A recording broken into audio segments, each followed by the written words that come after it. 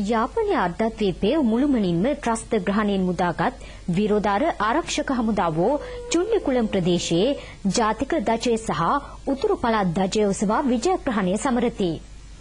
සටනට එක් වූ 55 වන සේනාංකීය රණවිරුවන් ඇතුළු නිලධාරීහු එම අවස්ථාවට එක් වූහ. නාගරකෝවිල් සිට ත්‍රස්තවාදීන්ට එරෙහි මෙහෙයුම් සිදු කරමින් චුන්ඩිකුලම් දක්වා පැමිණි රණවිරුවන්ට අභියෝග රැසකට මුහුණ දීමට සිදුවිය. ආරක්ෂක අංශවල ජයග්‍රාහී ඉදිරි ගමන අවහිර කිරීමට ත්‍රස්තවාදීන් බිම්බෝම්බ සහ මර උකුල් අටවා තිබින.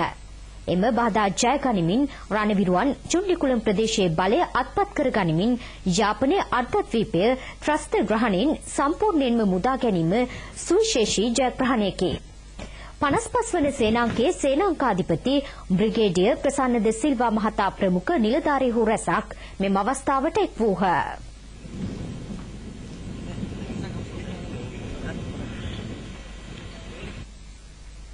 මේ අතර නාගරකෝවිල් සිට චුන්ඩිකුලම් දක්වා වූ වෙරළබඩ මුහුදු තීරය අත්පත් කර ගැනීම සඳහා ක්‍රියාත්මක කළ මෙහෙයුමේදී යුද හමුදා පළමුවන විශේෂ බලකායේ ප්‍රහාරක කිමිදුම් ඛණ්ඩයේ මෙහෙයුම් දායකත්වය මෙහිදී විශේෂයෙන් කැපී පෙනින.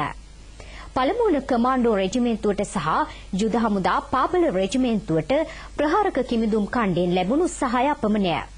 ඒ පිළිබඳව අදහස් දක්වන 55 වන සේනාංකාධිපති බ්‍රිගේඩියර් ප්‍රසන්න ද සිල්වා මහතා සමග ප්‍රහාරක කිමිදුම් ඛණ්ඩයේ රණවිරුවෝ.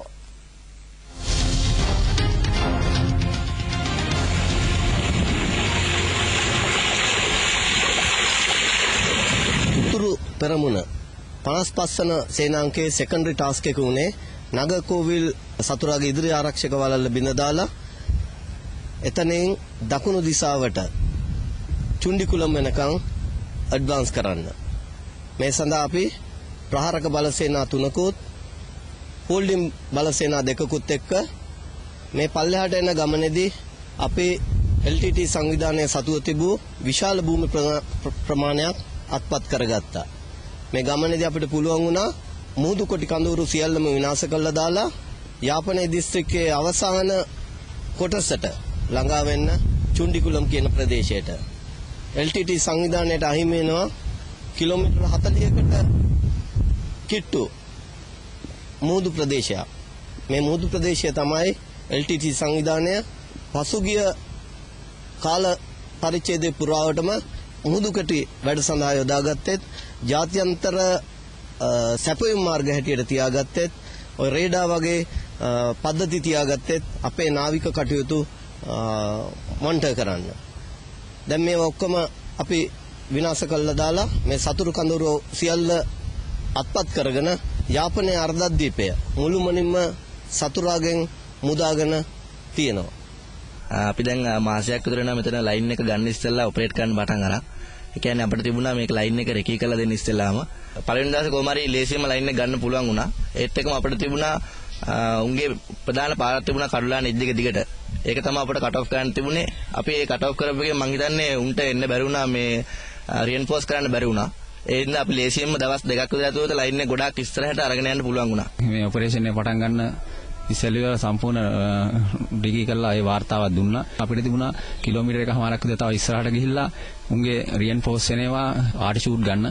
ආඩි ෂූට් ගත්තට පස්සේ අපි ඒක සාර්ථකව කරා. ඒකෙන් උන්ට සෑහෙන ඩැමේජ් වෙලා තිබුණා. ඊළඟට අපිට තිබුණා චැම්පියන් පත්තු පාර. චැම්පියන් පත්තු පාරට ඒ වෙනකොට කිසිම කෙනෙක් ගිහිල්ලා තිබුණේ නැහැ. කොහොම හරි අපේ ටීම් එක රෑ 8ට විතර තමයි පටන් ගත්තේ. අඩි 5ක් විතර කලපුවේ වතුර තිබුණා. බොහොම අමාරුවෙන් යහ පැත්තට ගිහිල්ලා සම්පූර්ණ රිගයක් කරලා ඉවර වෙලා ඔක්කොම මේ පැත්ත කට් ඔෆ් කරගෙන ඉවරලා කමාන්ඩෝ බැටාලියන් එකම යහ පැත්තට අරන් ගියා.